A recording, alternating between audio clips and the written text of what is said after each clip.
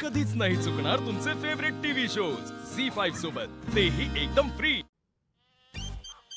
काय नाही झालं, काय नाही झालं, काय नाही झालं. इकडे काय फक्त उलटी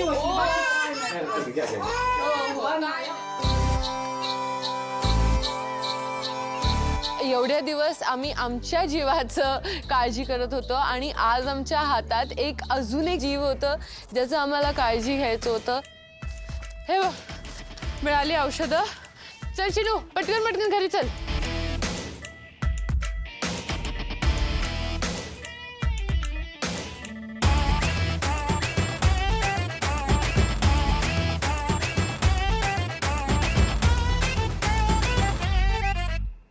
आजपर्यंत मला खरंच असं वाटत होतं की सर्व आरामात होऊन जातं. ठीक आहे, कधी कधी सर्दी काय, खोकला काय, पण आज मला कळलं की एक आई होण्याचं हे चॅलेंज जे आहे ते केवढं महत्त्वपूर्ण आणि केवढं मुश्किल आहे. Thank you mamma, thank you daddy, thank you मम्माजी, सगळ्यांना ज्यांनी पण माझं वाढण्यामध्ये ज्यांनी एवढं प्रेम टाकलं आणि एवढं कष्ट टाकलेत, सर्वांना thank you and I miss you all.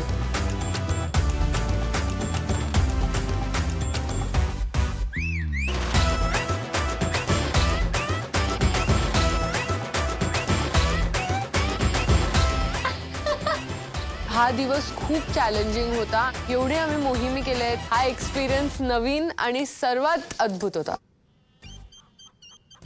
आजची मोहीम होती संगोपन. मला तुमच्या सगळ्यांकडनं ऐकायचंय की तुमचा अनुभव काय होता.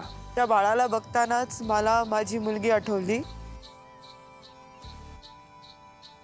ॲक्च्युली जेव्हा मला बाळ झालेलं, मी खूप लहान होती आणि एक पोस्टपार्टम डिप्रेशन म्हणजे एक टर्म असतं, ते युजली खूप महिलांना होतं जे एकटे असतात घरी बाळासोबत आणि त्यांच्यासोबत अजून कोणी नसतं त्यांना नर्चर करायला, प्रेम करायला.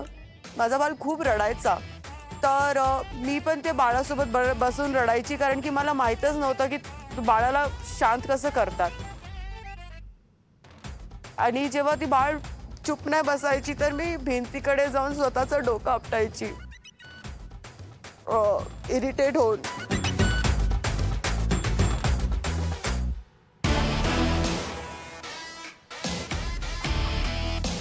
बाळ का चुप नाही बसत आहे.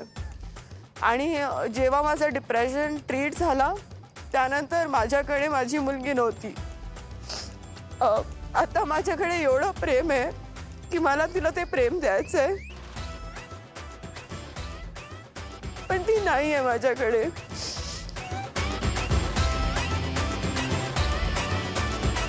मे बी मी एक चांगली मम्मी नाही आहे आणि जितकी आठवण मला येते माझी मुलीची तिला पण तरी येत असेल, कारण की तिचं पण इनिशियली 4 इयर्स माझ्यासोबतच होतं.